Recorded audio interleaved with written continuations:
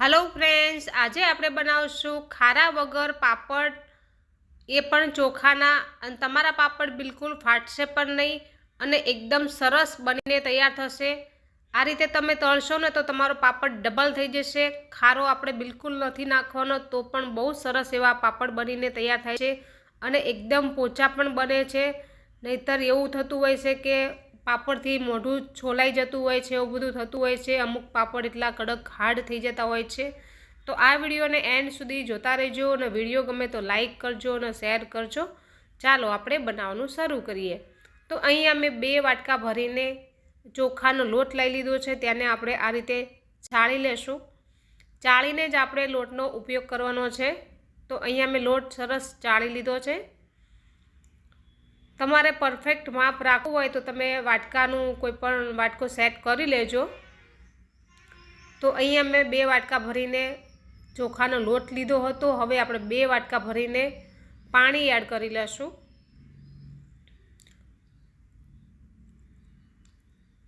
તો અહીંયા બરાબર 2 વાટકા ભરીને જ આપણે પાણી લીધું છે।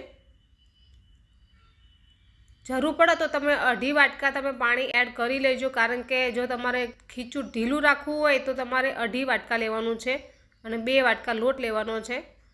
અને ખીચુંને તમારે થોડું કઠણ રાખવું હોય તો તમારે 2 વાટકા લેવાનું છે। તો તમે જોઈ શકો છો કે પાણીમાં સરસ ઉકાળો આવી ગયો છે। તો અહીંયા આપણે અચકચરું જીરું વાટી લીધું છે, તે એડ કરી લેશું। તમારે જીરાવાળા ના બનાવવા હોય તો તમારે મરી અને અજમાવાળા બનાવી શકો છો, એ પણ તમારે એડ કરી લેવાના છે। તો અહીંયા હું અત્યારે એ એડ નથી કરતી। સ્વાદ અનુસાર નમક નાખીને આપણે ખાવાના સોડા એડ કરી લેવાના છે। ખાવાના સોડા આપણે વધારે નથી એડ કરવાના, માત્ર 1 ટીસ્પૂન જ એડ કરવાના છે। અડધી ચમચીથી ઓછા એડ કરવાના છે। ખાવાના સોડાથી પાપડ એકદમ પોચો પડે છે અને ફૂલે છે વધારે અને એકદમ સરસ મોટો ડબલ થઈ જાય છે તળીએ ત્યારે। તો હું ક્યારે પણ પાપડનો ખાર યુઝ નથી કરતી, હંમેશા આ રીતે જ પાપડ બનાવું છું, બહુ સરસ એવા બને છે। હવે આપણે ચોખાનો લોટ છે તે આ રીતે નાખતા જઈશું અને વેલણથી આપણે ચલાવતા જઈશું। ગેસની આંચ આપણે ધીમી કરી નાખશું।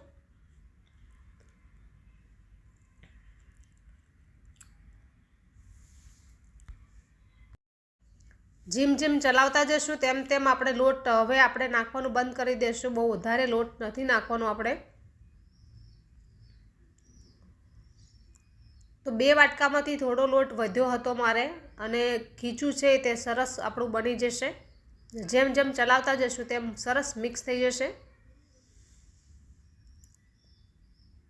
ચલાવવામાં ખાસ ધ્યાન રાખવાની છે અને બિલકુલ અંદર ગાંઠા નહીં રહે તેની માટે પણ એક ટ્રીક હું તમને આગળ જણાવીશ અને પાપડ પણ એનેથી નહીં ફાટે। તો આ રીતે આપણું ખીચું સરસ તૈયાર થઈ ગયું છે, તમે જોઈ શકો છો। મેં ચલાવીને સરસ કરી લીધું છે। તો આ રીતે તમે ચેક કરશો ને તો તમને ખ્યાલ આવશે કે આપણું ખીચું કેટલું કઠણ થયું છે। તો ઉપરથી આપણે આ રીતે થોડું પાણી એડ કરશું, વધારે નહીં એડ કરવાનું। અડધો ગ્લાસ જેટલું તમે એડ કરી શકો છો, પણ આ રીતે આપણે ઉપરથી છટકારવાનું છે। આ ટ્રીક કરવાથી તમારો પાપડ છે ને ફાટશે પણ નહીં અને ખીચું એકદમ સરસ બનશે, અંદર લોટની કણીઓ પણ નહીં રહે। મારી મમ્મી હંમેશા આ રીતે ખીચું બનાવે છે, એનો ક્યારેય પાપડ નથી ફાટતો અને મારો પાપડ પણ ક્યારેય નથી ફાટતો। બધા જ પાપડ એવા સરસ જ બને છે। તો આ રીતે ચલાવતા રહેવાનું। તમને લાગે કે હજુ ખીચું આપણું છે તે કઠણ છે તો ફરીથી તમારે થોડું પાણી છટકારવાનું અને આ રીતે ચલાવતું રહેવાનું, જેથી તમારો પાપડ એક પણ ફાટશે નહીં અને બહુ જ સરસ એવા બનીને તૈયાર થશે।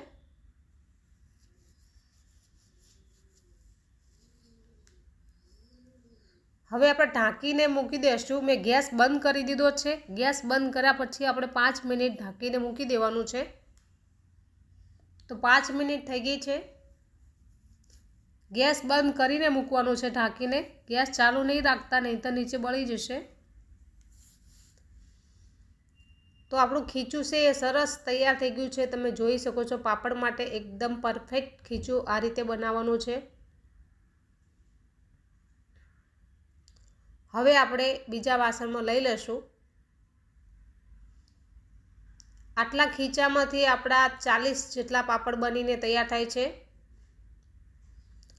હવે અહીંયા તમારે ખાસ ધ્યાન દેવાનું છે, આવો કોઈ પણ એક લોટો લઈ લેવાનો છે। લોટાને આપણે તેલથી ગ્રીસ કરી લેવાનો છે અને આ ખીચાને આપણે થોડું આ રીતે તૈયાર કરવાનું છે।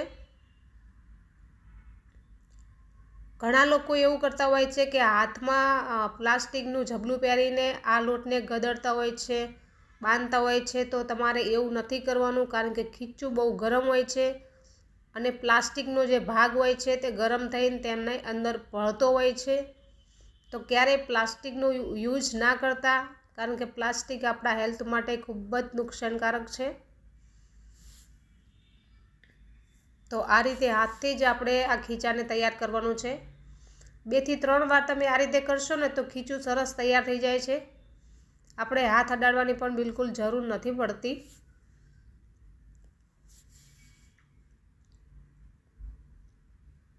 મેં 2-3 વાર આ રીતે કર્યું ને ખીચું તમે જોઈ શકો છો કે સરસ એવું તૈયાર થઈ ગયું છે। અને આપણે પાપડ મળીએ ને ત્યાં સુધી આ ખીચું ગરમ રહે ને તેવું આપણે કરવાનું છે। હવે આ રીતે જ આપણે ઢાંકીને રાખી દઈશું। ઠેઠ સુધી ખીચું પતે ત્યાં સુધી આપણે આને ઢાંકી જ રાખવાનું છે। અહીંયા મેં હોલની અંદર જ ખાટલો તૈયાર કરી લીધો છે। ખાટલા ઉપર એક સાડી પાથરી દીધી છે અને અહીંયા આપણે ખીચું, તેલ અને પાપડ બનાવવાની પાટલી અહીંયા હું લઈ આવી છું। હું એકલી જ હોઉં છું એટલા માટે ખાટલા જોડે જ બેસીને પાપડ બનાવું છું, જેથી બીજા લોકોની પણ જરૂર ના પડે। તેલને આપણે આ રીતે હાથથી ગ્રીસ કરી લેવાના છે અને પછી આપણે તેના લુવા બનાવવાના છે। આ રીતે ખીચું લેવાનું, તમારે જે સાઈઝના પાપડ બનાવવા હોય એ પ્રમાણે તમારે ખીચું લેવાનું, તેના લુવા બનાવવાના છે। હું તમને 2 બનાવીને બતાવીશ। જો કેટલા સરસ એકદમ સ્મૂથ બને છે, કારણ કે ખીચું ગરમ છે અને સરસ મસળીને આપણે બનાવવાના છે લુવા, જેથી પાપડ છે તે આપણા સરસ બને। અને આ રીતે ઢાંકીને પછી સાઈડમાં મૂકી દેવાનું। તો એકસાથે તમે 10 થી 15 લુવા બનાવી શકો છો અને પછી ઢાંકીને મૂકી દેવાનું। હવે આપણે અહીંયા પાટલી તૈયાર કરી લેશું। પાટલી ઉપર જે પ્લાસ્ટિક રાખ્યું છે તેને આપણે તેલથી ગ્રીસ કરી લેવાનું છે। હજી સુધી મારી ચેનલને સબસ્ક્રાઈબ ના કરી હોય તો કરી લેજો અને બેલ આઇકનની ઘંટી પણ દબાવી લેજો, જેથી બધા જ વિડીયોના નોટિફિકેશન તમને મળતા રહે। અને આ વિડીયો તમને ગમે તો કમેન્ટ કરજો અને લાઈક કરજો।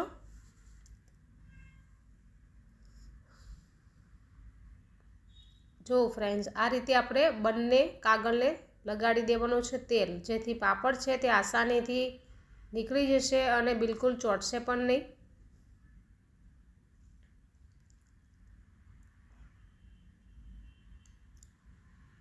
આવા સારા એવા કાગળ લેવાના છે, જે પ્લાસ્ટિક સારું હોય તે લેવાનું છે। જે કલરવાળા તેવા હોય એ તો આપણે નથી લેવાના, નહીંતર તેનો કલર છે તે પાપડમાં આવી જાય છે। અને સાડીને ડ્રેસ એવું આપણે આવતું હોય ને તેના આવા કાગળ હોય છે, સારા હોય છે। તો આ રીતે આપણો પહેલો પાપડ બની ગયો છે, જોઈ શકો છો કેટલો મસ્ત બન્યો છે, કેટલો મોટો બન્યો છે। હવે બીજો પણ બનાવી લેશું ફટાફટ।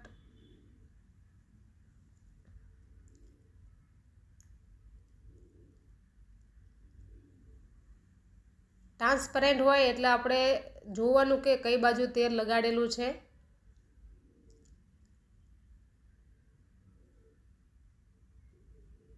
તો બીજો પાપડ પણ સરસ એવો બની ગયો છે। જો તમારે વ્હાઈટ પાપડ બનાવવા હોય ને તો તમારે અજમો અને કાળા મરી થોડા કચરા વાટીને નાખવાના, તો એ વ્હાઈટ બનશે। તો જીરું તમારે નહીં એડ કરવાનું, અને જીરાવાળા બનાવશો તો તમારા પાપડ થોડા પીળા બનશે। તો મેં અહીંયા ખાટલો ભરીને પાપડ બનાવી દીધા છે. તમે જોઈ શકો છો કે કેટલા મસ્ત બન્યા છે.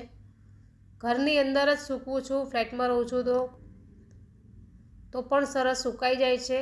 સવારથી સાંજ સુધીમાં પાપડ સરસ સુકાઈ જાય છે. અને બીજા દિવસે આપણે આ પાપડ તડકામાં થોડી વાર માટે મૂકી દેવાના, જેથી એકદમ સરસ સુકાઈ જશે. તો અહીંયા મેં 2 દિવસ બનાવ્યા હતા પાપડ. એક દિવસ જીરાવાળા બનાવ્યા હતા અને એક દિવસ મેં અજમા અને મરીવાળા બનાવ્યા હતા. તો બંને પાપડ આપણા તૈયાર છે. બંને પાપડને હું તમને તળીને પણ બતાવીશ. મેં આગળ પણ તમને થોડું બતાવ્યું જ છે. તમે જુઓ કે પાપડની સાઈઝ કરતાં પણ આપણો પાપડ છે તે ડબલ થઈ જાય છે. એટલા મસ્ત આ પાપડ બનીને તૈયાર થાય છે. ઘરનાને બધાને ખૂબ જ પસંદ આવશે. જરૂરથી એકવાર ટ્રાય કરજો. વિડીયો ગમ્યો હોય તો લાઈક કરવાનું ભૂલતા નહીં. લાઈક કર્યા વગર નહીં જતા.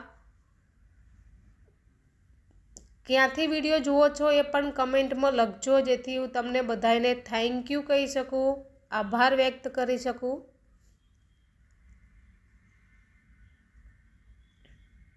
તો મેં 2 પાપડ અહીંયા તળી લીધા છે.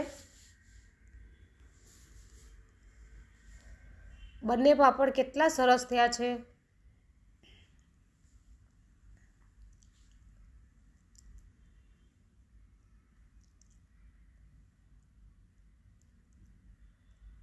જો ફ્રેન્ડ્સ કેટલા મસ્ત બન્યા છે.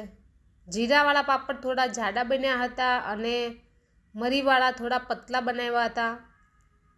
બંને પાપડ બહુ મસ્ત એવા બન્યા છે. વધારે સારો ટેસ્ટ મરી પાવડર એડ કરીને જે પાપડ બનાવ્યા છે અજમાવાળા, એનો ટેસ્ટ બહુ સરસ આવ્યો. બહુ સરસ બન્યા છે. તમે પણ આ રીતે બનાવજો, એકવાર ટ્રાય કરજો. ખારા વગર પણ પાપડ બની શકે છે. એવું જરૂરી નથી કે ખારો નાખીએ તો જ પાપડ બને. પણ સહેજ અમથા સાજીના ફૂલ અથવા તમે ખાવાના સોડા એડ કરો તો જ પાપડ બહુ સરસ એવા બને છે. આવજો બધાય. જય માતાજી.